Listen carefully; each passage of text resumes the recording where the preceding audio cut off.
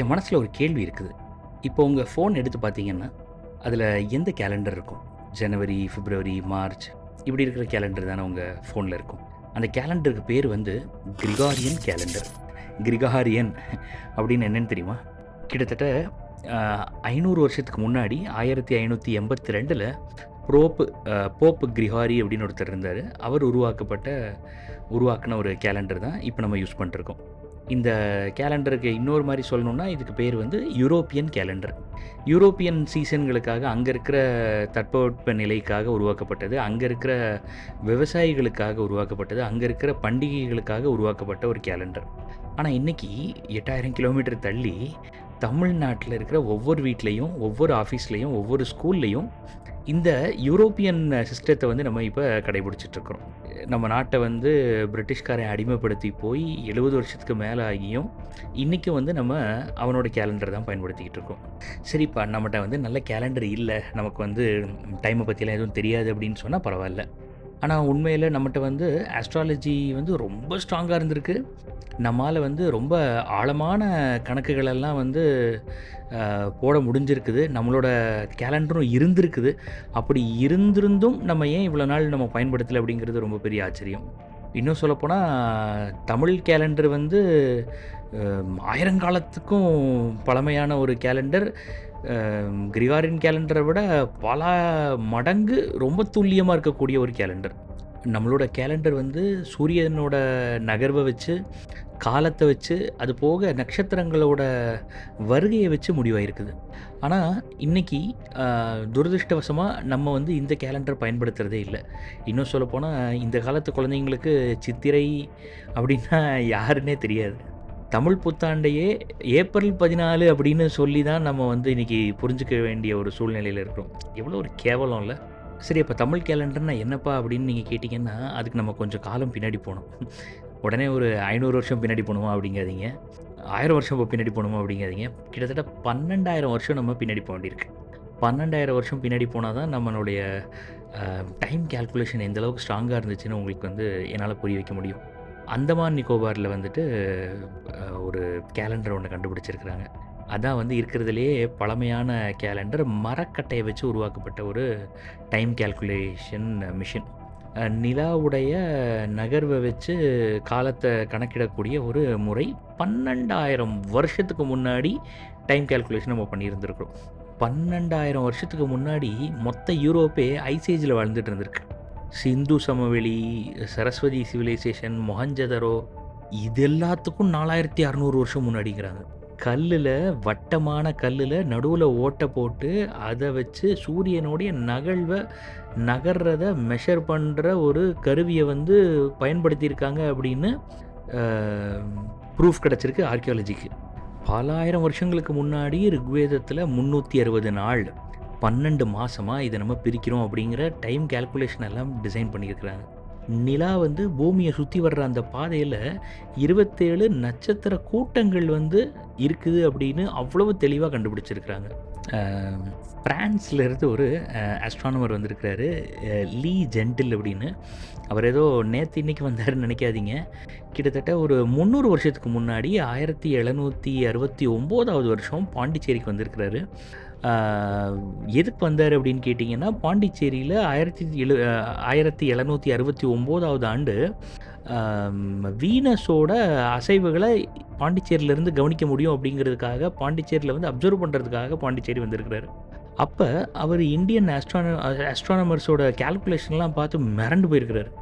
மிரண்டது மட்டும் இல்லாமல் அவர் என்ன பதிவு பண்ணியிருக்கிறாரு அப்படின்னா, they perform their calculations with the singular speed and ease without a pen or pencil. ஒரு பேனா பென்சில் கூட இல்லாமல் அவங்களால அவ்வளவு துல்லியமாக கணக்கு போட முடிஞ்சிருக்கு அப்படிங்கிறாரு. It is very rare that they are mistaken. They work with the calmness and tranquillity of which we are incapable. அப்போ ஒரு விஞ்ஞானி என்பவன் பைத்தியம் மாதிரி மறதியோட ஏதோ படபடன்னு பதட்டத்திலேயே இருக்கிற மாதிரி ஒரு தோற்றத்தை நம்ம நாடு முறியடிச்சிருக்கு. நம்ம நாட்டு விஞ்ஞானிகள் வந்து ரொம்ப அமைதியாக, ரொம்ப ஒரு யோகி மாதிரி வாழ்ந்துருக்கிறாங்க அப்படின்னு அந்த ஃப்ரெஞ்சு சயின்டிஸ்ட்டு 1769 சொல்லியிருக்கிறார். 1769 இருந்த இந்தியாவே யூரோப்பை விட ரொம்ப அட்வான்ஸ்டுன்னு சொல்லியிருக்கிறார். அப்பன்னா ட்ரெடிஷ்னல் கேலண்டரெல்லாம் பயன்படுத்தி எந்தெந்த நட்சத்திரம் எவ்வளோ சைஸில் இருக்குது, எவ்வளோ பெருசாக இருக்குது, அது எப்போ அசையும், எந்த டைரெக்ஷனில் போகுதுங்கிறதெல்லாம் நம்ம முன்னோர்கள் சொல்லியிருக்கிறதெல்லாம் பார்த்துருந்தா எந்த அளவுக்கு ஆச்சரியப்பட்டிருப்பார். இதெல்லாம் வந்து மூட நம்பிக்கை கிடையாது, இதெல்லாம் வந்து சயின்ஸ். நம்ம எல்லாருமே கேட்டிருப்போம், பழைய பஞ்சாங்கம் பேசாதடா அப்படின்னு. பஞ்சாங்கம் அப்படிங்கிற வார்த்தை எல்லாருக்குமே தெரியும். ஆனால் அதோடைய எக்ஸ்ப்ளனேஷன் என்னென்னு தெரியுமா? பஞ்ச அங்கம், 5 உறுப்புகள். அது என்னது உறுப்பு அப்படின்னு கேட்டிங்கன்னா, முதல்ல வர்றது வந்து திதி. திதினா நமக்கு தெரியும், அஷ்டமி, பிரதமி, சதுர்த்தி, திரையோதசி, ஏகாதசி இப்படிலாம் சொல்லுவோம். அப்படின்னா என்னென்னா, நிலா வந்து அசைகிறது, சூரியனுக்கும் நிலாவுக்கும் இருக்கக்கூடிய அந்த 12 டிகிரியில் ட்ராவல் பண்ணுற அந்த இதை வந்து ஒரு டேட்டை வச்சு கேல்குலேட் பண்ணுறது. இப்போ நிலா வந்து தேய்பிறை வளர்பிறை, அந்த ஒரு நாளைக்கும் 1 2 3 4 15, 15வது நாள் வந்து அமாவாசை, அடுத்த 15 வந்து பௌர்ணமி அப்படிங்கிற அந்த கேல்குலேஷன். இதான் வந்து திதி. இதான் வந்து பஞ்சாங்கத்துடைய முதல் அம்சம்.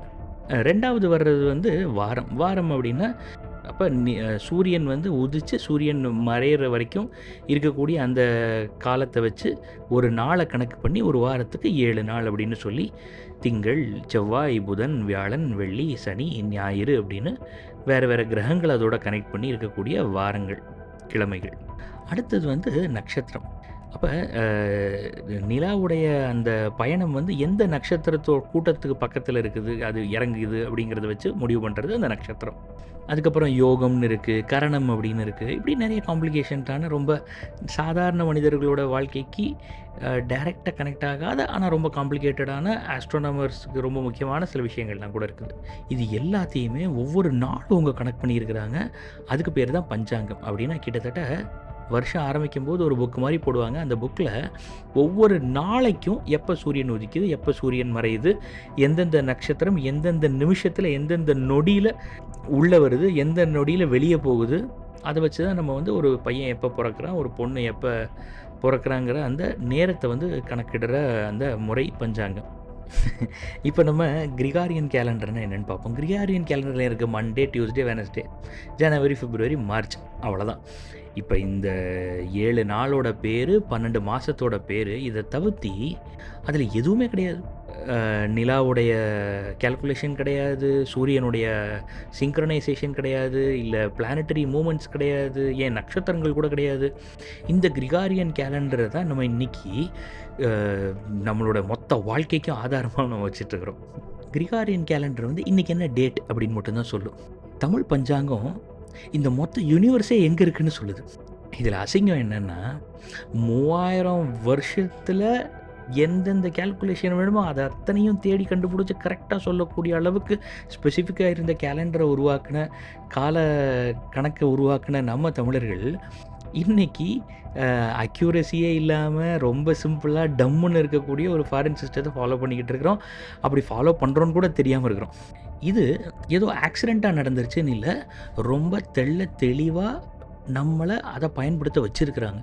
கிட்டத்தட்ட ஒரு 250 வருஷத்துக்கு முன்னாடி 1802 பிரிட்டிஷ் ஈஸ்ட் இந்தியா கம்பெனி எப்போ வந்து நம்ம நாட்டுடைய அரசியல், கோர்ட்டு, அதுக்கப்புறம் லேண்ட் ரெஜிஸ்ட்ரேஷன் இப்படி எல்லா விஷயத்தையும் கொண்டு வந்தாங்களோ, அப்போ அவங்க ஃபோர்ஸ் பண்ணி கிரிகாரியன் கேலண்டரை தான் யூஸ் பண்ணணும்னு சொல்லி நம்ம வாழ்க்கையில் திணிச்சிருக்கிறாங்க. அவங்க அதுக்கு யூஸ் பண்ண வார்த்தை, எங்கள் கேலண்டர் தான் அஃபிஷியல் கேலண்டர், உங்கள் கேலண்டர் அன்அஃபிஷியல் அப்படின்னு சொல்லிட்டாங்க. அந்த அன்அஃபிஷியல்னு சொன்னது கொஞ்சம் கொஞ்சமாக இன்விசிபிள் ஆயிடுச்சு. இன்விசிபிள் ஆனது மறந்தும் போயிடுச்சு. இதை யாருமே கனெக்டும் பண்ணுறதில்ல, யோசிக்கிறதும் இல்லை. இப்போ யார்கிட்டையாவது நீங்கள் பொங்கல் எப்போ வருது அப்படின்னு கேட்டிங்கன்னா என்ன சொல்லுவாங்க? ஜனவரி 14. ஆனால் எப்போ பொங்கல் வரும் தெரியுமா? சூரியன் வந்து மகர ராசிக்குள்ளே நுழையும் போது பொங்கல் வரும். அப்போ தைப்பூசம் எப்போ வரும்? தை மாதம் பூச நட்சத்திரத்தில் முழு பௌர்ணிமா அன்னைக்கு வரும். அப்போ தமிழ் புத்தாண்டு எப்போ வரும்? அது எப்போ வரும்னா சூரியன் மேஷ ராசியில் நுழையும் போது வரும். சித்திரை 1. ஒவ்வொரு தமிழ் பண்டிகைக்கும் அவ்வளவு தெளிவான ஸ்பெசிஃபிக்கான கால கணனா டைம் கேல்குலேஷன் இருக்குது. நம்மளுடைய பண்டிகைகள் எல்லாமே வானத்தில் இருக்கிற அசைவுகளை மையமாக வச்சுருந்தது. ஆனால் இன்றைக்கி செவத்தில் தூங்குகிற இங்கிலீஷ் கேலண்டரில் இருக்கிற டேட்டு, மந்த்து, இது ரெண்டையுமே மையமாக வச்சு நம்ம நடத்திக்கிட்டு இருக்கிறோம். நம்ம இந்த கேள்வியை நம்ம வீடுகளில் ஆழமாக கேட்க வேண்டிய நேரம் வந்துருச்சு. இனிமேல் நம்ம வீட்டுக்குள்ளே இருக்கிற விஷயங்களுக்கு நம்ம இங்கிலீஷ் கேலண்டர் பயன்படுத்த போகிறோமா, இல்லை தமிழ் கேலண்டர் பயன்படுத்த போகிறோமா? தஞ்சாவூரில், திருவாரூரில், நாகப்பட்டினத்தில், ஏன் அம்பாசமுத்திரத்தில், இப்படி எந்த இடத்துல வேணால் விவசாயம் பண்ணுற விவசாயிகள்கிட்ட போய் கேளுங்க, எப்பப்பா நடவு பண்ண போகிறீங்க அப்படின்னு. இல்லை எப்போ அறுவடை பண்ண போகிறீங்கன்னு கேளுங்க. அவங்க என்ன உங்களுக்கு ஜனவரி 14, பிப்ரவரி 12 இப்படியா சொல்லுவாங்க? தை, ஆடி, பங்குனி இப்படின்னு தான் சொல்லுவாங்க. இன்னும் சொல்லப்போனால் ஜனவரி, ஜூலை, மார்ச் அப்படிங்கிற வார்த்தையே அவங்களுக்கு தெரிஞ்சிருக்காது. ஏன்னா தமிழ் மாதங்கள் சீசன்ஸை மையமாக வச்சது. அப்போ நம்மளுடைய தமிழ் கேலண்டர் நம்மளுடைய கிளைமேட்டை மையமாக வச்சுருக்குது, சூரியனை மையமாக வச்சுருக்கிறது, பூமியை மையமாக வச்சு உருவாக்கப்பட்டது. கிரிகாரியன் கேலண்டர் ஜனவரி, பிளானட் என்னவாக இருந்தாலும் ஜனவரி தான். அதில் இந்த ஆழம் கிடையாது. இப்போ நீங்கள் கேட்கலாம், இதெல்லாம் எதுக்குப்பா இப்போ? எனக்கு ஸ்கூல் இருக்குது, எனக்கு ஆஃபீஸ் இருக்குது, ஃபினான்ஷியல் இயருங்கிறாங்க, எல்லாமே இந்த கேலண்டர் தானே யூஸ் பண்ணுறாங்க, இப்போ எனக்கு என்ன நஷ்டமாச்சு அப்படின்னு நீங்கள் கேட்கலாம். ஆனால் என்ன நஷ்டமாச்சுன்னு தெரியாமல் இருக்கிறது தான் முதல்ல பெரிய நஷ்டம். உதாரணத்துக்கு கிரிகாரியன் கேலண்டரில் ஏப்ரல் மந்த் அப்படின்னு சொல்லிடுவோம். அப்போ ஏப்ரல் மந்தோட என்னென்ன நம்ம சேர்க்க முடியுது? ஒன்றுமே சேர்க்க முடியாது. ஆனால் தமிழ் கேலண்டரில் சூரியன் மேஷ ராசிக்குள்ளே நுழையிறாரு. புது எனர்ஜி பிறக்குது, பூமிக்கு சூடு கூடுது. இதான் அந்த மாதத்தோட வைபு. இன் மாடர்ன் டேர்ம்ஸில் சொல்லணுன்னா, இங்கிலீஷ் கேலண்டர் நமக்கு நம்பர்ஸ் கொடுக்குது, ஆனால் தமிழ் கேலண்டர் நமக்கு அதுக்கு ஒரு அர்த்தம் கொடுக்குது. ஒரு குட்டி கதை சொல்லட்டுமா? ரிசர்ச்சர் நரசிம்மன் அப்படிங்கிறவர் ஒரு டாக்குமெண்ட் பண்ண ஒரு கதை. நார்த் ஈஸ்ட் இந்தியாவில் மாவோ நாகா கம்யூனிட்டி அப்படின்னு ஒருத்தங்க இருந்தாங்க, இன்றைக்கும் இருக்கிறாங்க. அந்த கம்யூனிட்டியில் இருக்கிறவங்க அவங்களோட தலைவரை விரட்டி அடிச்சிட்டாங்க ஒரு பிரச்சனையில். அந்த சீஃபே விரட்டிட்டாங்க. அந்த சீஃபோட முக்கியமான வேலை என்னவாக இருந்துச்சுன்னா, டைமை கீப்பப் பண்ணுறது, கேலண்டரை கீப்பப் பண்ணுறது, அதுதான் அவரோட முக்கியமான வேலை. ஆனால் அவரை விரட்டி அடித்ததுக்கப்புறம் இவங்களுக்கு அதை ரீப்ளேஸ் பண்ணுற மாதிரியான ஆள் இல்லை. அதுக்கப்புறம் என்ன ஆச்சுன்னா, கிட்டத்தட்ட 7 வருஷம் அவங்களோட மொத்த விவசாயமும் நஷ்டத்தில் போச்சுன்னு கூட சொல்லக்கூடாது. நிஜமாக சொல்லப்போனால் ஒரு பெரிய வறட்சியே வந்துருச்சு. ஏன்னா அந்த கேலண்டர் கீப்பப் பண்ணுறவருக்கு தான் எந்த மாதத்தில், எந்த நாளில், எந்த நட்சத்திரத்தில், எந்த திதியில் என்ன பண்ணணும், எப்போ நடுவு பண்ணணும் எல்லாமே தெரிஞ்சிருந்தது. அவருக்கு தான் கரெக்டாக மழை எப்போ வரும், மேல் நோக்கு நாள் என்ன, கீழ் நோக்கு நாள் என்ன, இந்த மாதிரி பல விஷயங்கள் ஆழமாக புரிஞ்சிருந்தது. கேலண்டருங்கிறது ஏதோ ஒரு டூல் கிடையாது, ஏதோ ஒரு ஆப் கிடையாது. அது ஒரு சர்வைவல் நாலேஜ். மனுஷன் உயிர் வாழ்கிறதுக்கு ரொம்ப முக்கியமாக இருந்த ஒரு கருவிகளில் கேலண்டரும் ஒரு முக்கியமான கருவி. அது அன்னைக்கு மட்டும் இல்லை, இன்றைக்கும் தான். ஜனவரியிலேருந்து டிசம்பர் வரைக்கும்னு நம்ம பேசிக்கிட்டு இருக்கிற இதே நேரத்தில் எங்கேயோ நம்ம வீட்டு பூஜா ரூமில் அந்த பழைய பஞ்சாங்கம் இன்னும் தூசியோடு இருக்குது. கிட்டத்தட்ட 5 வருஷமாக நாங்கள் ஆழமாக யோசிச்சுட்ருக்குறோம். அப்போ நம்மளும் என்னப்பா பண்ண போகிறோம், இப்படியே நம்ம குறை சொல்லிட்டே தான் இருக்க போகிறோமா அப்படின்னு. அப்போ தான் எங்களுக்கு தோணுச்சு, நம்ம ஏன் இதை மாற்றக்கூடாது, இதை மாற்றுறதுக்கு நம்ம ஏன் முயற்சி பண்ணக்கூடாதுன்னு எங்களுக்கு தோணுச்சு. அப்போ தான் தமிழ் கேலண்டர் அப்படின்னு நம்ம உருவாக்கணும். தமிழ் மாதத்தை மையமாக வச்சு, சித்திரை அப்படின்னா சித்திரை மாதத்தையே மையமாக வச்சு ஒரு கேலண்டர் இருக்கணும். அந்த கேலண்டரோட முதல் நாள் சித்திரை 1 இருக்கணும். சித்திரை, வைகாசி, ஆனி, ஆடி, ஆவணி, புரட்டாசி, ஐப்பசி, கார்த்திகை, மார்கழி, தை, மாசி, பங்குனி, இப்படி இந்த 12 மாதங்களையும் 12 பக்கங்களாக கொண்ட மாத கேலண்டர், நாட்காட்டி. ஒவ்வொரு பக்கத்துலேயும் தமிழ் நட்சத்திரம், முக்கியமான ஃபெஸ்டிவல்ஸு, இப்படி எல்லாத்தையுமே உள்கொண்டது. இதில் விசேஷம் என்னென்னா, இங்கிலீஷ் மந்த்தும் இங்கிலீஷ் டேட்டும் இருக்கும், ஆனால் அது ரொம்ப குட்டியாக இருக்கும், ரெஃபரன்ஸுக்காக இருக்கும். ஏன்னா எங்களோட முயற்சி இங்கிலீஷ் கேலண்டரை பயன்படுத்தக்கூடாதுங்கிறது இல்லை, தமிழ் கேலண்டரை பயன்படுத்தணுங்கிறது. இது நாள் வரைக்கும் இங்கிலீஷ்க்கு மட்டும்தான் கேலண்டர், இங்கிலீஷ் கேலண்டரில் குட்டியாக தமிழ் இருந்துச்சு. இப்போ நம்ம பண்ணியிருக்கிறதுல தமிழ் தான் முதல்ல, தமிழ் தான் ஹெட்டிங், இங்கிலீஷ் குட்டியாக கீழே ஒரு சின்ன சதுரத்தில் இருக்குது. நமக்கு நம்மளுடைய பாரம்பரியத்தை மீட்டெடுக்கிறதுக்கான ஒரு வாய்ப்பு. நம்ம முன்னோர்கள் வானத்தில் தெரிஞ்ச நட்சத்திரங்களுக்கு பேர் வச்சுருக்கிறாங்க. கம்ப்யூட்டர் இல்லாமல், பெரிய பெரிய டெலஸ்கோப் இல்லாமல், சூரிய கிரகணம், சந்திர கிரகணம் எந்த நொடியில் வருதுங்கிற வரைக்கும் கணக்கு போட்டு வச்சுருக்கிறாங்க. 350 வருஷத்துக்கு முன்னாடியே உலகத்தில் ரொம்ப புகழ்பெற்ற ஆஸ்ட்ரானமர்னு சொல்லக்கூடியவங்களே நம்ம நாட்டுடைய ஆஸ்ட்ரானமியை பார்த்து ரொம்ப புகழ்ந்துருக்கிறாங்க. அப்படிப்பட்ட ரொம்ப சயின்டிஃபிக்கலான அழகான ஒரு விஷயத்துக்கு உங்கள் செவத்தில் இடம் கிடைக்குமா? இந்த கேலண்டர் உங்களுக்காக. கிரிகாரியன் கேலண்டரை யூஸ் பண்ணக்கூடாதுன்னு நாங்கள் சொல்லுவோம், ஆனால் தமிழ் கேலண்டரை யூஸ் பண்ணுங்கள். வேலைக்காக, இன்டர்நேஷ்னல் அஃபேர்ஸு, வேறு வேறு இடங்களுக்கு, வேறு வேறு ஆளுங்களோட பேசுகிறதுக்கு, இந்த மாதிரி சூழ்நிலைகளுக்கு இங்கிலீஷ் கேலண்டர் யூஸ் பண்ண வேண்டிய தேவை இருந்துச்சுன்னா யூஸ் பண்ணுங்கள். ஆனால் ஒரு விஷயத்தை பயன்படுத்துறதுக்கும், ஒரு விஷயத்தை கொண்டாடி சாமி கும்பிடுறதுக்கும் வித்தியாசம் இருக்குது. அப்போ இங்கிலீஷ் கேலண்டர் எங்கே தேவையோ அங்கே மட்டும் பயன்படுத்திட்டு, மீதி நேரங்களில் நம்ம தமிழ் கேலண்டர் பயன்படுத்தலாமே.